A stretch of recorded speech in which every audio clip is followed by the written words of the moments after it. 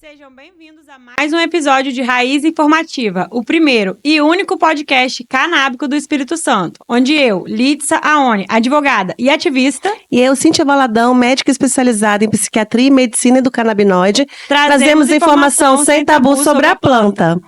E antes de começar esse episódio, já ativa o sininho, se inscreve no canal, curte esse vídeo e compartilha com alguém que você acha que vai curtir esse episódio. E vamos agradecer nossos apoiadores também, a Paranauê Studios, que fornece esse espaço incrível para a gente fazer esse projeto, e a Marcela, nossa artesã, que faz essa plantinha maravilhosa. Se você quiser ter uma réplica na sua casa, o Instagram dela é @hempart705. Show, Lídicia! E estamos aqui hoje com mais um convidado daqueles assim bem especiais, né? Sérgio Rocha, de fora, né? Especialmente aqui para o nosso podcast. O Sérgio, ele é geógrafo, agrônomo. Ele está fazendo doutorado em fitotecnia, né? Que para quem não sabe o que é para fazer melhoramento da genética das plantas, né? E ele é o primeiro pesquisador e fundador da primeira empresa autorizada a cultivar cannabis no Brasil. Seja convidado de muito peso. Bem-vindo, Seja Sérgio. bem-vindo, Sérgio. Obrigado pelo convite, vai ser um prazer a conversa, gente. Legal. A nossa primeira pergunta que a gente faz para os convidados sempre é como que começou a sua conexão com a planta, né? Desde o primeiro contato até onde você está agora, assim, para contextualizar. Eu conheci a cannabis na adolescência, acho que como uma grande parte aí dos adolescentes, né, por curiosidade mesmo. E o que me motivou a ir estudando foi justamente porque eu via que à medida que eu ia conhecendo um pouco sobre a planta, eu vi que as pessoas falavam era completamente diferente do que a realidade que eu observava com a planta. E quando eu tentava debater isso primeiramente dentro de casa, com a família, teve um movimento de repressão muito forte. E quanto mais repressão tinha, mais eu procurava estudar para ter argumentos para poder discutir, debater com as pessoas, né, sobre aquilo ali. Então, assim, meus primeiros contatos foram para estudar a planta, ainda foram na adolescência.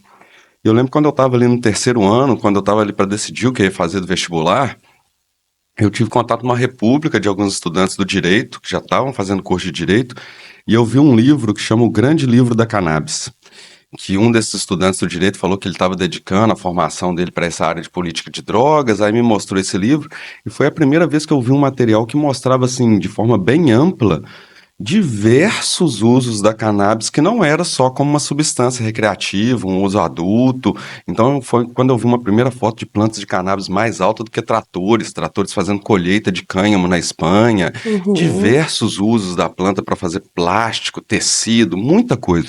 Então aquele livro, de certa forma, abriu um pouco, ampliou, né, a discussão.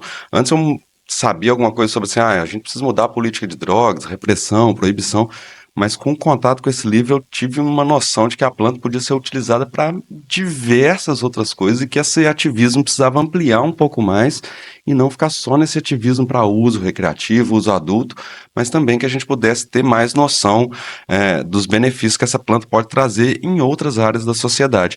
Então eu comecei a dedicar meus estudos um pouco para isso, fiz um curso de geografia. No curso de geografia eu estudei bastante ali sobre essa parte assim, do impacto da proibição, o quanto que a nossa sociedade perde, saúde pública, questão de segurança. E depois, alguns anos depois, eu fui fazer uma outra graduação em agronomia, e foi justamente no momento onde as mães no Brasil estavam conseguindo autorização para importar o medicamento, à base de cannabis, mas os medicamentos muito caros, então elas estavam conseguindo autorização para começar a cultivar a planta. Isso por volta ali de 2019?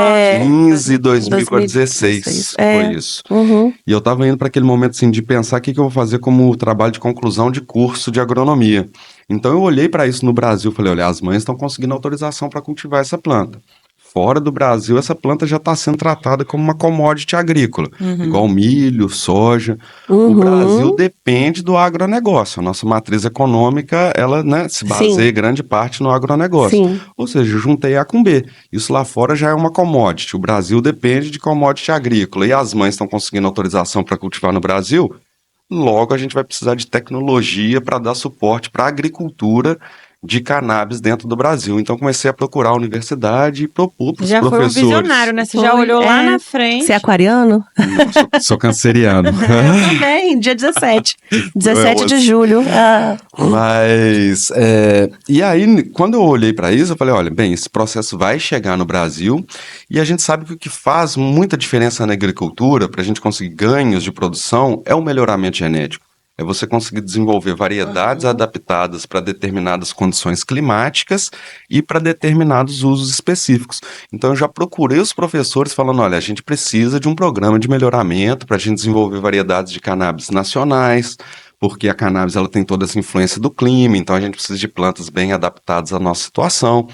Então, ele foi o primeiro trabalho na UFV, Universidade Federal de Viçosa, dentro das ciências agrárias, propondo iniciar pesquisa com cultivo de cannabis. Então, na época ali, eu fiz uma proposta de a gente importar, acho que eram 92 variedades, caracterizar o comportamento dessas variedades, tanto indoor quanto outdoor, e depois armazenar esse material num banco de germoplasma dentro da universidade, né?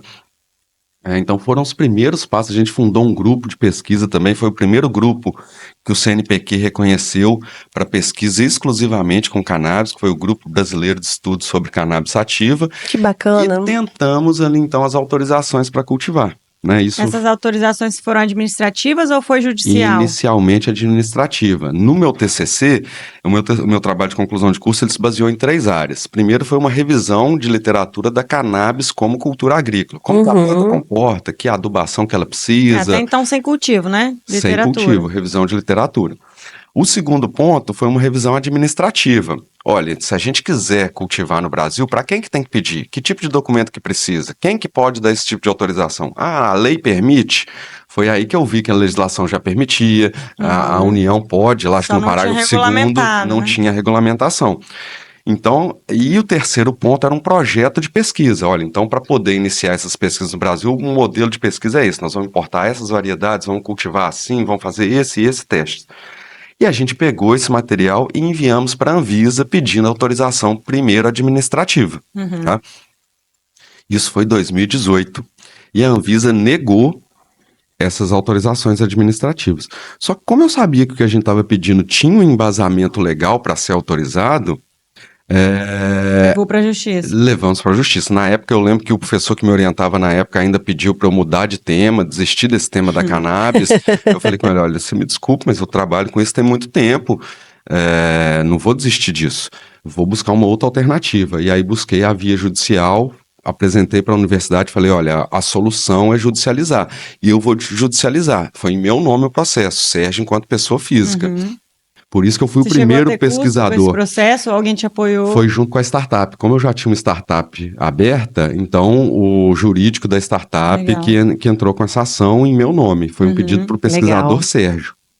E a Justiça Federal realizar o primeiro cultivo de cannabis dentro de uma universidade brasileira. Maravilha. Isso em 2020. Foi a primeira autorização que a gente conseguiu. Só em 2022 que a gente conseguiu uma decisão em nome da empresa, do CNPJ da empresa. Aí não era um habeas corpus, aí já foi uma ação civil em nome da empresa. Maravilha. Então a gente teve esse pioneirismo, tanto como pesquisador, quanto também como empresa. E hoje o que a empresa faz? É a Adua, né? Adua Cannabis. Isso. Hoje a empresa, na verdade, ela já tem um spin-off também, né? É uma empresa que ela é focada em desenvolvimento de tecnologia. O nosso objetivo é fornecer um pacote tecnológico para quem deseja cultivar cannabis. Então a gente trabalha com o desenvolvimento de novas variedades de cannabis, ou seja, novas sementes, novas mudas que estejam adaptadas às nossas condições climáticas, né? Inclusive com essa questão da regulamentação agora, com esse limite que foi imposto de 0,3. Eu ia pedir para você falar sobre isso. Acho que é um ponto importante da gente conversar, né? Sim. Mas além da parte de melhoramento genético, a gente também trabalha com desenvolvimento de insumos. Então surgiu uma spin-off que chama Do Green, que é uma empresa focada em desenvolver insumos como fertilizantes para cultivo de cannabis. A gente já tem uma linha de fertilizante que aumentou em 25% a produtividade comparado com outros fertilizantes que estão no mercado. Então a gente é uma empresa 100% nacional, produto nacional e competitivo, comparado inclusive com produtos importados, né? Então a gente trabalha com tecnologias para dar suporte ao produtor. Recentemente a gente fez um trabalho sobre extração, então a gente otimizou um processo de extração, que é a extração criogênica, que utiliza etanol, né, álcool a baixa temperatura. É um processo que consegue extrair compostos muito puros da cannabis, com uma qualidade muito boa, só que é um processo que ainda não tinha tanta eficiência na questão de quanto você consegue produzir. Então, com esse trabalho, a gente otimizou esse processo para tornar um processo que consegue retirar uma quantidade maior de extrato reduzir custo e reduzir custo para a indústria, aumentar a produção e com uma qualidade do extrato muito boa, muito pura. Maravilha. Esse trabalho chegou a ser premiado até na Expo Cannabis, né? Olha... Lá no Uruguai, no caso, né? Não, aqui. Expo Cannabis do Brasil, do ano passado, do ano passado. Isso, a gente já participou das 2 edições e no ano passado esse trabalho nosso foi premiado. E falando um pouco sobre a regulamentação, né, a gente viu aí que agora o STJ, né, impôs aí que a Anvisa regulamente até dia 19 de maio o cultivo de cânhamo, que são aquelas variedades de cannabis que tem um limite na concentração de THC. O THC é o composto psicotrópico, né? Eu acho até legal ressaltar para as pessoas que o cânhamo, ele é um conceito humano, né? Ele não é um conceito biológico, tanto que muda de país para país, né? Tem país que é 1%, tem país que é 0,3%. Exatamente. Cânhamo é uma classificação que a gente dá para aquelas plantas que têm restrição na quantidade de THC. Qual que é essa restrição? Cada país adota a sua. Tem país que adota 0, não pode ter THC. Elas são melhores em fibras, né?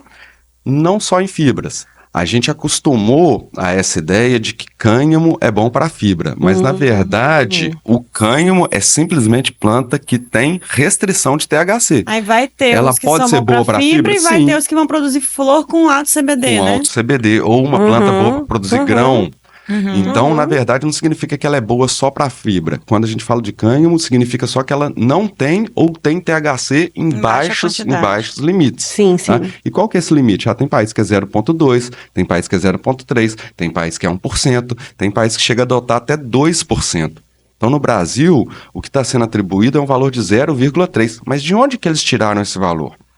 0,3 é o valor que é mais adotado que a gente vê nas legislações do mundo todo. Simplesmente copiaram de outro lugar, sem avaliar qual que é o impacto fisiológico. A planta ela vai se comportar assim no Brasil? Não adianta a gente querer colocar no papel algo que biologicamente a planta não vai comportar aqui dentro da nossa condição.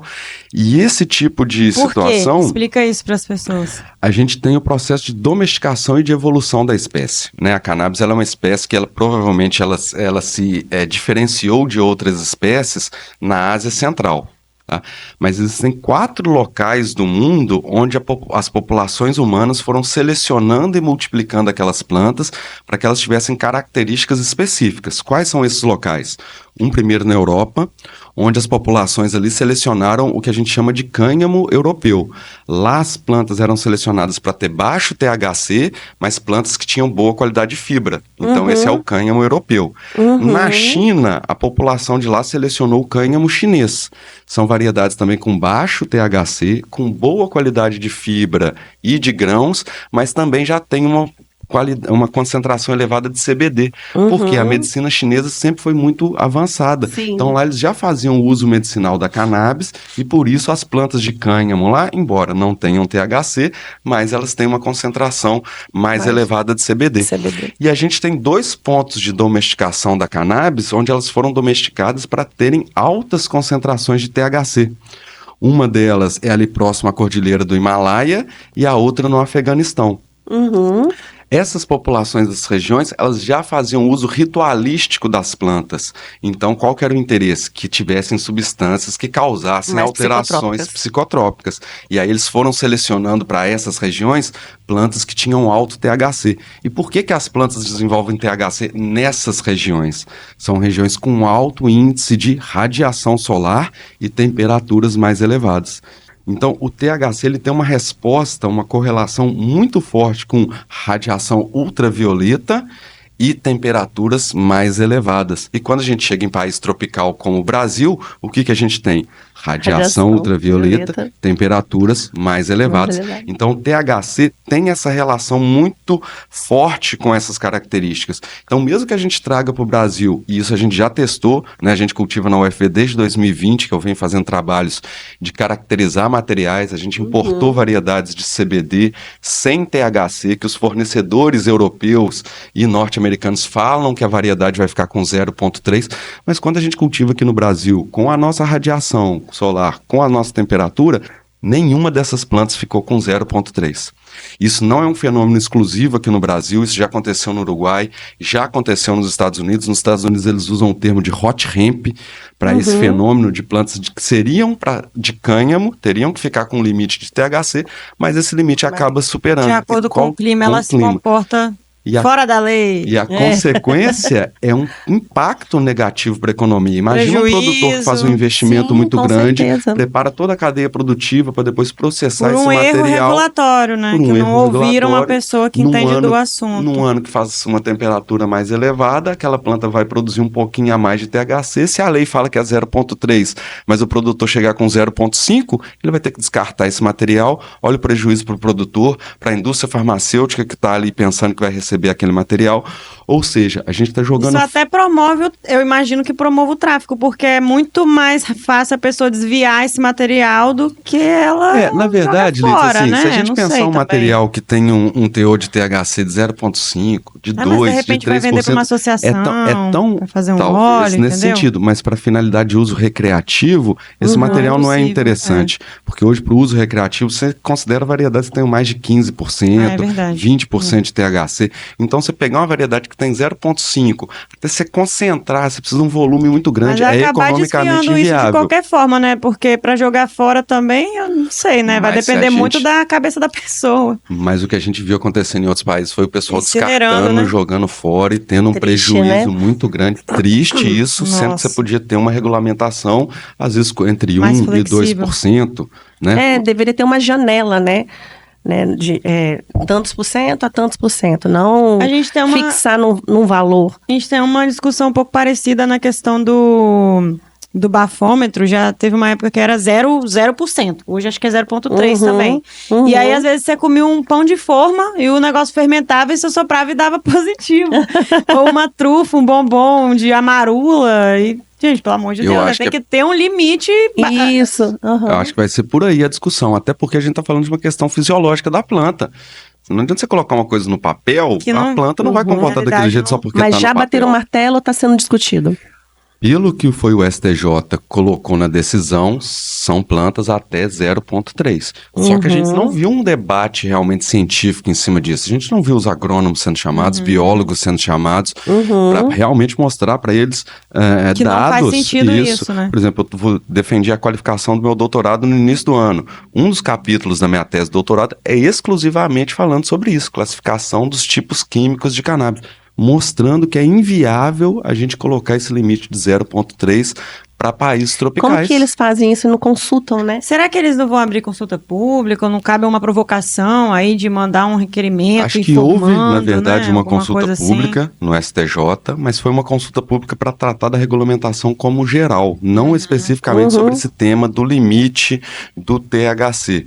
A gente tem tentado provocar isso, né, dentro de ministérios, para ver se a gente consegue alguma audiência pública para tratar sobre isso, porque é algo que tem que ser feito antes, né? Não adianta depois. Não adianta. Né? A gente vai ter um prejuízo, um problema na cadeia produtiva. Isso já aconteceu em outros países, então é importante talvez a gente se atentar nisso, né? Com certeza. Legal. E aí acaba então que a produção desse cânhamo, ele fica mais facilitado sendo indoor, né? O que gera um problema. O que é um custo muito mais elevado. Exatamente.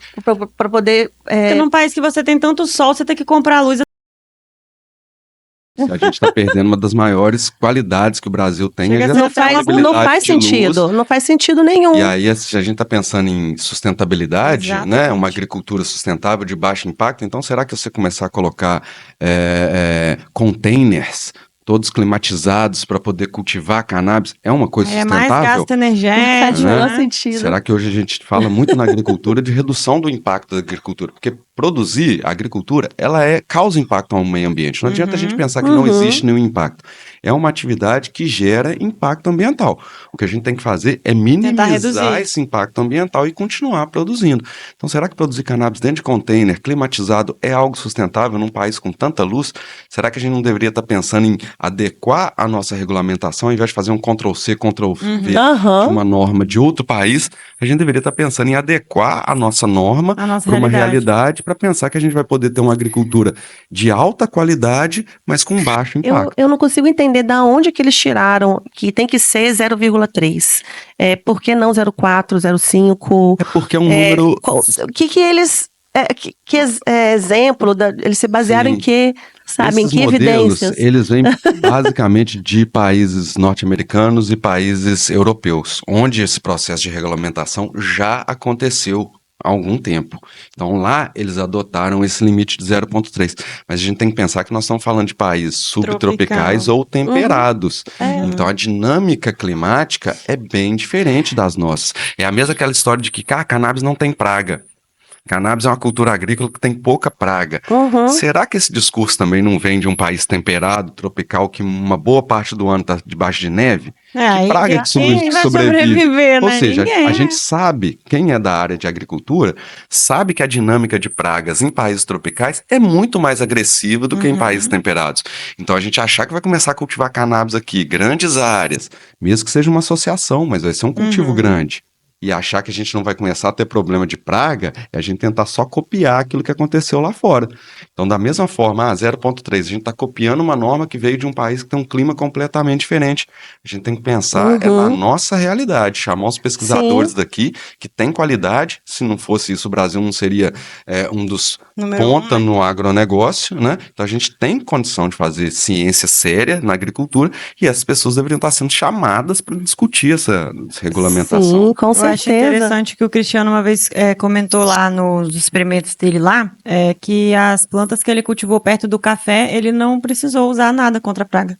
Isso, então a gente tem que pensar em quais estratégias nós vamos adotar para reduzir isso. A gente está falando de cultivo medicinal, então eu não posso usar um defensivo convencional sintético. Eu vou ter que partir para os biológicos, né? E até nisso a gente tem que pensar, será que não vai deixar um resíduo que na hora que eu for passar lá num teste de contaminação por bactéria, por fungo, dependendo do que eu estiver aplicando. Ou até causar um desequilíbrio no ecossistema, né? Exatamente. Então, assim, acho que essa regulamentação está sendo feita meio a toque de caixa por um lobby das indústrias farmacêuticas que estão querendo produzir no Brasil. De olhar com calma, né? Mas tempo até... a gente teve. Na verdade, teve muito tempo. Só que esse processo foi enrolar, o jogo empurrou tanto com a barriga nos últimos anos, que agora houve uma pressão da indústria farmacêutica, o processo foi liberado e está sendo liberado empurrando com a barriga, e talvez a gente vai ver problemas nos próximos anos por não estar sendo feito de uma maneira séria. Não, e até trazendo assim esse tema para a indústria farmacêutica, por exemplo, a gente tem aqui a lei 337.660, né? As RDCs. Isso.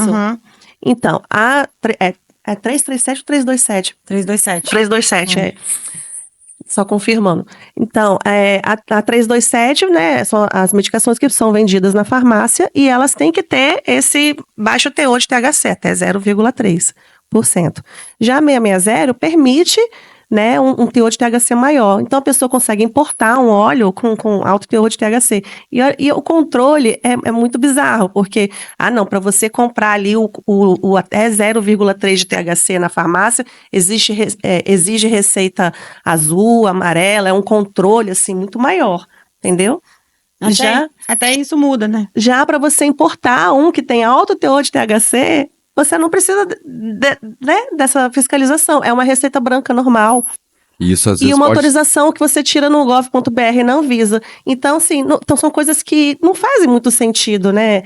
E é tudo indústria farmacêutica, são as mesmas. Só que para você colocar ali no balcão da farmácia, né, tem essa exigência. Inclusive, e acho que você regulamenta a produção com 0,3%, mas que você tem autorização de importar um produto que tem mais de 0,3%, o que você vai fazer é que você vai estar favorecendo uma indústria estrangeira. Isso. Porque o consumidor, o paciente, ele não vai comprar aquele produto. Então, se ele pode importar, ele vai importar. Então, ao invés de você favorecer uma indústria nacional, você continua ainda favorecendo uma indústria estrangeira. Uma informação que eu também descobri há pouco tempo, de uma amiga que trabalhou muito tempo assim com agronegócio do ponto de vista jurídico, né? É que muitos laboratórios são os mesmos que fazem os agrotóxicos e que fazem os remédios. Então, galera, vamos pensar um pouquinho, né? Tem até uma coisa interessante. O Mevatil, né, que foi o primeiro medicamento, acho, a nível global, né? Que inclusive tem no Brasil e que tem THC. E que tem mais THC do que CBD, né? Ele foi desenvolvido junto com a parceria com a Bayer. Que é produtor de defensivos também, né? De defensivos e de medicamentos. Então, assim, a gente acha que as empresas... Produz o tratamento não estão no mercado, mas elas já estão atuando no mercado de cannabis há muito tempo. Informação aí relevante para a galera ficar atenta, né? Tá achando que a gente tá só vendo essa mudança acontecer agora, mas os peixes grandes estão aí já por trás há um tempo, né? Estão na moita, prontos para dar o bote. E aí, Sérgio, o que você acha, como que você acha que a cannabis pode ajudar a nossa sociedade? E você acha que a crise climática vai favorecer, de certa forma, a gente entrar com esse debate da cannabis? Porque ela tem tantas possibilidades que podem ajudar a gente a lidar com isso. Será que isso, de certa forma, vai ser uma oportunidade da gente falar mais sobre isso em outros ambientes, em outros espaços? Eu vou abordar primeiro aqui do ponto agronômico, né? Sim, pensando como uma planta, né, um insumo de fonte renovável, né, para dezenas de indústrias. Então, diversos produtos que hoje a gente faz, que têm origem no petróleo, uma matéria-prima não biodegradável, de uma fonte não renovável, poderiam estar sendo feitos de cannabis. A gente está falando de tudo que é de plástico, a gente está falando de bateria elétrica, a gente está falando dos medicamentos, a gente está falando de alimentação, né? Então, assim, são mais de 25 mil produtos que já foram feitos utilizando cannabis. Então, são N indústrias que poderiam se beneficiar e a gente está falando de uma matéria-prima, de novo, de fonte renovável e biodegradável, né? Para além disso, tem todos os benefícios da medicina, né, que a gente já sabe, aí acho que é uma área que está sendo bem explorada hoje, então, diretamente benefícios para a saúde. Né? A gente tem um benefício para a segurança pública, a partir do momento que você para de perseguir e gastar dinheiro para tentar proibir uma planta. Né? Agora, tem, acho que um grande benefício da planta em si para o ser humano, sabe, assim, da saúde mental das pessoas, acho que diminuir um pouco o ritmo com que a sociedade vem vivendo, sabe? Esse ritmo acelerado de muito consumo, muita coisa a curto prazo, respostas rápidas, tudo imediato, sabe? E acho que a cannabis, ela te traz, pelo menos pra mim, trouxe uma reflexão comigo mesmo, para eu me voltar mais, me conhecer melhor, ter mais tempo para refletir comigo mesmo. Então, eu acredito que para o ser humano, né, não é à toa que a gente tem uma desacelerada endocannabinoide, a gente não teria um sistema endocannabinoide se a gente não tivesse coevoluído junto com essa planta, né? Então, acho que para o ser humano é uma planta muito importante para trazer de novo esse contato com o nosso interior, para nós nos conhecermos, para a gente frear um pouco nesse ritmo acelerado que a gente tem. Então, eu acho que é uma planta realmente de poder, né? E além desses benefícios, pensando na economia, na produção, no que dá para a gente fazer com a planta, eu acho que tem um benefício social para a humanidade, essa planta. Maravilha. Inclusive, você comentou do sistema endocannabinoide e eu lembrei de uma coisa. Eu vi uma reportagem esses dias falando do canabinoide sintético, o K2 e sei lá o quê. E aí, cara, eu acho isso tão desonesto, porque é uma substância que não tem nada a ver com a cannabis. Mas ele fala, atua no sistema endocannabinoide. Sim, meu bem, igual o café, igual a bebida alcoólica e igual qualquer outra substância que modula o nosso sistema, né? E aí a gente fica chamando de uma... por que não fala que o álcool também é um canabinoide, já que vai chamar o K2 de canabinoide? Por que não chama o chocolate de canabinoide? Só vai chamar de canabinoide aquilo que vai causar um mal deletério para a sociedade, para poder a gente ficar rotulando, já que a planta está, por si só, demonstrando a sua eficácia, segurança e benefícios. Então vamos arrumar uma outra coisa aqui para chamar de cannabis. Pô, gente, pelo amor de Deus, né? Mídia, melhore. Verdade. Tem nada de planta nessa substância, né? Então, assim, como que às vezes as pessoas são maldosas mesmo, e a gente vê que existe um preconceito ainda muito grande com essa planta, né? Se você não tem argumentos, com embasamento para poder desqualificar essa planta, você começa a ter que criar coisas para continuar com essa perseguição até o ponto de você criar, inventar que existe maconha sintética. E como é difícil a gente rebater uma coisa que não existe. Porque quando você fala, o céu é azul, não, o céu é verde. Gente, como assim? A Terra não é plana. E é difícil você rebater uma coisa que não tem base na realidade. Fica complicado, a gente tem que entrar muito no detalhe para poder explicar para as pessoas, né? Uma coisa básica. Sim, verdade. Muito complicado. E a próxima pergunta nossa é quais os avanços e desafios que você enxerga hoje com relação, né, a essa questão no Brasil. A gente já falou sobre o desafio regulatório, né, da questão de ser tropical e tal. Tem algum avanço ou outros desafios que você queira mencionar? Olha, eu acho que tem um desafio muito grande, porque assim, a gente já não pensa mais se vai ser regulamentado, a gente já não está discutindo mais quando vai ser regulamentado. Eu acho que a questão agora é como. Quem vai participar desse jogo? Será que nós vamos aproveitar agora que estão criando um novo mercado? Nós vamos tentar reparar um pouquinho do estrago que já foi feito? Ou nós vamos criar mais um mercado só para intensificar desigualdades? Será que nós vamos pensar assim, olha, peraí, enquanto estava sendo a maconha era uma coisa do demônio, né, que a gente perseguia quem usava, perseguia quem defendia, né, as pessoas lá na periferia estavam sendo presas, excluídas, perseguidas, apanhando da polícia, né, mas era de lá que vinha a maconha. Né? Uma grande parte das pessoas que estão aí no ativismo hoje da cannabis, se não fosse o movimento lá do crime que forneceu maconha para esse pessoal, nunca tinha conhecido maconha na vida, né? E agora a gente está no processo de regulamentação onde uma elite vai poder participar desse mercado de forma legal. Enquanto a galera que sempre ficou lá tendo acesso à maconha e que colocava a maconha no mercado. E que trouxe até aqui, né? Que trouxe e disponibilizou para a gente, vai ser excluída disso. Então, assim, era perseguido. Agora que foi legalizado, a gente vai ser excluído. Então tem uma coisa muito errada nisso, se não for pensado desde o começo. Porque você está só favorecendo aquelas pessoas que já têm acesso, que já têm benefícios, que já têm regalias na sociedade, elas vão ter mais regalias.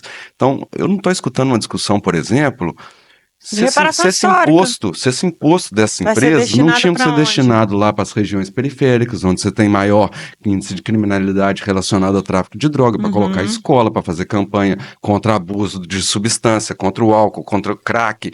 Ninguém está falando que vai melhorar o posto de saúde, que o imposto vai ser obrigado aí para aquela região. Então, se isso não for falado, a gente só está intensificando o problema. Aquele menino que antes via lá, vendia uma buchinha de maconha para poder comprar um tênis, para comprar um sanduíche no final de semana, não tem mais a maconha, ele vai ter que vender cocaína, ele vai ter que roubar um carro, ele vai ter que roubar um celular. Então, o problema não está sendo resolvido, porque você não está dando oportunidade para essas pessoas. Você está tirando uma fonte de renda dessa galera, passando para uma galera que já tem como ter fonte de renda, esse menino vai procurar uma outra alternativa. E se não tem emprego, ele vai roubar. E assim, vai cair no mesmo erro que aconteceu lá no Canadá, né? Que a Bianca Lil Big Smoker esteve aqui com a gente num podcast anterior. E que realmente as pessoas do mercado paralelo é que obtinham o conhecimento da planta. Eu gosto de chamar de mercado do legado também, que o povo fala ilegal, mas, cara, é um legado que a galera deixou, né? Eles que tinham o conhecimento, né? A receita do bolo estava com eles. E aí, quando vieram as indústrias querendo impor da forma deles, tudo, chega um momento que elas começaram a quebrar, porque a maconha que eles estavam oferecendo não tinha a mesma qualidade, né, do mercado... Do legado. Do legado. E acho que aqui, se for andar por esse caminho, vai cair no mesmo buraco, entendeu? Então, a gente precisa aprender com os erros lá de fora, porque aqui tem que trazer para essa população, né, que tem a receita do bolo, o conhecimento, né, a patente, que vamos tem dizer. O molho, como né? Diz por aí na internet. A patente, que tem o molho, o borogodó do negócio. O Paranauê. Né, os Paranauê que manjam dos Paranauê. Então, tem que trazer essa galera para o mercado, porque Isso vai influenciar muito na produção final, no financeiro, na economia. Eu acho que a gente tem 2 pontos importantes. O primeiro que eu vejo muito é um pessoal da cena da cannabis que já estava há muitos anos, agora fazendo uma crítica que quem está chegando e dominando esse mercado nunca teve nada a ver com isso e eles estão dominando a cena. Uhum. Em contrapartida tem esse outro ponto, mas esse pessoal que está chegando agora não detém o conhecimento, né, como quem já estava aí detém, né? Então, acho que o primeiro ponto é pensar o seguinte, quem já está aí no mercado vai ter que rebolar, tá? Quem já estava aí no mercado do legado, para se qualificar. Porque essas empresas, elas não querem contratar grower, elas querem contratar uma pessoa que tem diploma, que tem... Isso aí. Então, quem já estava no mercado vai ter que se profissionalizar. Eu sou um ótimo grower, vai fazer um curso técnico de agronomia. Fora, se você for sem diploma, você vai virar trimmer. Exatamente. Vai fazer trimmer, que vai te dar ler no dedo. Então não achem que no Brasil vai ser diferente. Só porque você tem 10 anos cultivando dentro da sua casa, você vai fazer trabalho braçal na indústria, porque a indústria vai contratar um agrônomo, um engenheiro disso, é o químico daquilo outro. Claro. Então, busquem qualificação agora, porque daqui a 5, 10 anos, os agrônomos que não entendem de maconha já vão ter aprendido. E você que entende de maconha, não vai ter virado um agrônomo.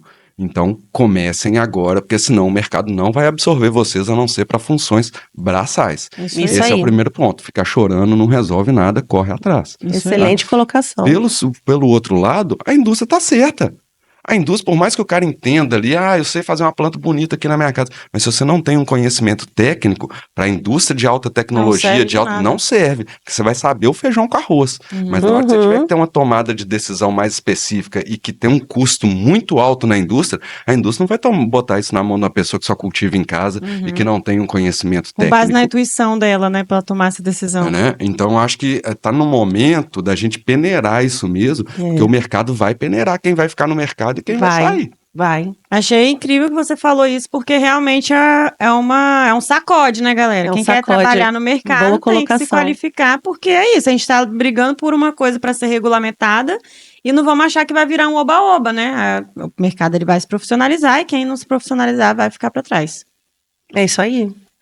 Achei muito bacana. E essa questão dos impostos e tal é algo que a gente fala pouco mesmo. A gente tem que cobrar. Eu vi isso acontecer lá em Nova York, né? Só que antes disso acontecer, eles estavam usando o imposto gerado pela maconha para mais guerra às drogas nas próprias regiões onde sempre foi afetado. E aí a galera ficou puta e foi reclamar. E aí eles mudaram e começaram a olhar com esse outro olhar, né, que você falou, que eu acho que é essencial a gente trazer para o Brasil, porque sem isso a maconha vai deixar de ser uma ferramenta de justiça social e vai virar mais uma ferramenta de opressão, né? Com certeza. É isso. Vamos ver a próxima pergunta aqui. É sobre... O que você gostaria de falar que você acha importante das suas iniciativas, de outras coisas que a gente também não perguntou, para a gente ir caminhando para o final? Olha, tem uma iniciativa bem legal que a gente está começando agora, que é a Canálise. A Canálise é uma nova empresa aí com a proposta de fazer análise de qualidades em produtos de cannabis. A gente sabe que hoje isso é uma dificuldade, né? Seja para quem tem autorização para cultivar em casa, seja para associações. O custo ainda para você ali determinar a quantidade de canabinoides, a quantidade de terpenos que você tem ali numa flor, numa extração, ainda é muito caro. Chega a ser um custo aí de R$ 1.400 para você conseguir alguns compostos. Então, a nossa proposta é fornecer agora um serviço de baixo custo, né, onde você consiga testar aí diversos canabinoides, diversos terpenos, para poder contribuir para que os pacientes e os médicos tenham mais segurança. A gente sabe que a cannabis é uma planta segura, tem muita gente falando aí contra o autocultivo, porque não acha seguro, acha isso um absurdo. A gente cultiva cannabis tem milhares de anos, não tem uma morte com cannabis, enquanto isso você tem remédios aí que são liberados na farmácia, você pode comprar caixas e caixas, e se você ler lá na bula tem uma dose letal. Então como é que esse remédio aí eu posso comprar caixas e caixas, sendo que ele mata, e plantar cannabis em casa para uso dá não é... cardíaco, dá vários problemas. Exatamente. Não é seguro, né? Então, talvez o que a gente tenha, que ao invés de falar que não é seguro, é fornecer ferramentas para que as pessoas possam acompanhar, Então, quanto de THC que tem nesse remédio aqui? Quanto nessa flor? Quanto de CBD que tem? Quanto de mirceno que tem? Quanto, né? É essa informação que o paciente precisa ter como fazer um teste. Não adianta um teste de R$1.400, que ele não vai ter condição de fazer. Ele não precisa fazer o teste todo dia. Mas em cada colheita que ele fizer, será que não seria interessante ele mandar uma amostra para ele saber a dosagem que ele vai consumir daquele produto? Então, é a nossa proposta agora, né? Nesse mês aí estamos iniciando. E continuamos com o nosso desenvolvimento de variedades, né, genéticas, fazendo essa caracterização, os fertilizantes. Eu acho que esse ano ainda vai ter muita novidade para o Brasil. Né? Muito bom. Essa questão dos terpenos é legal de explorar um pouco mais também. Até a doutora Cintia está estudando agora os terpenos. Estou estudando muito terpenos agora. Porque, não sei se muita gente sabe, né, mas a gente fica muito apegada ao nível de THC, de CBD, mas às vezes o que modula o sistema da pessoa, que vai te dar mais energia, mais sonolência ou qualquer outra coisa, tem até o pineno que abre os pulmões, né, para quem tem asma e tal. Então, olha o tanto de especificidades que a gente consegue ter. E a gente até abriu uma porta no IFES aqui para fazer análise, mas as análises deles são muito básicas. O Cristiano deve até te mostrado, não sei. É que é só assim, nível mesmo de THC, de CBD, nem sei se CBG eles conseguem analisar, e nível de terpeno não mostra. Então fica um pouco limitado, né, para a gente aproveitar todo o potencial assim da planta. E estudem sobre terpenos, galera. Por exemplo, o mirceno, né, que também é encontrado na manga, por exemplo, a gente sabe que ele tem uma associação muito grande com o THC. E, se eu não me engano, agora aí a doutora até me corrija, tá? O mirceno tem uma capacidade de atravessar, acho que o córtex cerebral muito fácil, tá? E ele arrasta junto o THC. Então, veja bem. Ele é um carreador. Ele é um carreador. Então, veja bem, às vezes a planta nem tem tanto THC, mas ela tem mirceno. Né? Então, será que não vai ser mais eficiente o THC? Daí que vem aquela a galera que fala da manga, né? Que a manga potencializa exatamente. E tal. Ontem surgiu uma então, dúvida. Por isso daquela música, da manga rosa, quero gosto. Tem várias... Também tem a manga rosa em espécie, né? Então, pode ser... O eudesma, por exemplo, que é um outro canabinoide, eu estava lendo. Eudesma? Eudesma. É um nome generalizado para um canabinoide, né? E ele tem efeito antitumoral. Então, assim, e a gente consegue testar foi aquele novo que descobriram recente? Não é esse novo, não. É outro. Então, a gente consegue testar, por exemplo, THC, THCA, que é a forma ácida, CBD, CBDA, que é a forma ácida, CBG e mais 10 terpenos. Então, isso muito já bom. Dá uma segurança maior para se caracterizar a planta, né?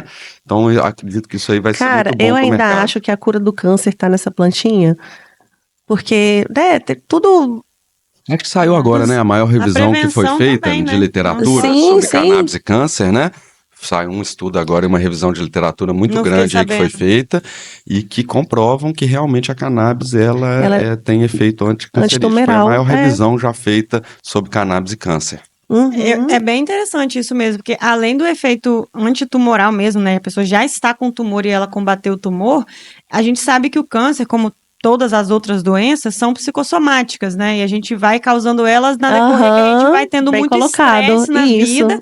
Eu sei disso porque a minha família tem um histórico de câncer muito grande, assim, várias pessoas, e aí eu me aprofundei, porque eu não quero ter câncer, e eu decidi que eu não vou ter câncer. Então toma cannabis profilático. Eu fui entendendo, tipo, que isso daí tá muito ligado ao estilo de vida estressante que a pessoa leva, né? Rancor, sentimentos não positivos, e ficar agarrado nas coisas. E aí, a cannabis, ela ajuda a gente com tudo isso, né? Com o estresse, com a gente conseguir se desvencilhar dos obstáculos que a gente enfrenta. E aí você acaba também atuando na prevenção. E eu acho que esse é um outro degrau que a gente não subiu ainda. Parar de falar de doença, gente, vamos falar de prevenção. Você não precisa esperar ficar doente para se medicar. Medicina do estilo de vida, né? Você pode se medicar para não ter a doença, que é até melhor, né? Perfeito. A cannabis, ela deveria, né, como em alguns lugares já é assim, ser suplemento ali no alimentar, né? Suplemento alimentar nas farmácias, nas prateleiras. Você chega lá, eu quero essa aqui que tem tanto de CBD, tanto de THC e esse terpeno. Tuba de leão. Eu acho que tem uma frase, acho que do Bob Marley, né? Que ele fala que a erva é a cura da nação, né? Eu acho que nos próximos anos a gente ainda vai ver muito, olhar para trás e ver o quanto essa planta ajudou na saúde das pessoas, ajudou na economia, ajudou em questão de meio ambiente, né? Dos impactos ambientais. Sim. Então eu realmente acho que é uma planta muito importante que nos próximos anos a gente vai olhar para trás e vai ficar assustado como que a gente passou tanto tempo É uma planta sagrada, isso. né, gente? Com certeza. Nada melhor do que essa colocação pra gente ir encerrando nosso podcast. Isso aí. Tem alguma coisa mais que você queira falar pro pessoal? Deixar seus contatos? Agradecer, desejar muito sucesso aí para a iniciativa de vocês, muito bacana o papo. Obrigada. Parabéns, e precisando, conta com a gente. Tem alguma série, livro, documentário, algo que você gostaria de deixar pra gente, assim, como uma sugestão? Eu gosto bem ali daquele Cortina de Fumaça, né? É um documentário que abriu bem, assim. Brasileiro. Ele foi brasileiro, né? E esse baseado em fatos raciais também, que acho que teve até na Netflix. E agora esse da Globoplay, né? A história de uma planta. Eu tive até a oportunidade de participar desse documentário. São 5 episódios bem legais e conta uma história completa da planta, desde a proibição até como é que tá a situação hoje. Então acho que vale a pena o pessoal acompanhar aí. Ótimo. É isso, gente. Então esse foi mais um episódio de Raiz Informativa. A gente espera que vocês curtem e segue a gente para os próximos episódios. Toda sexta-feira, episódio novo.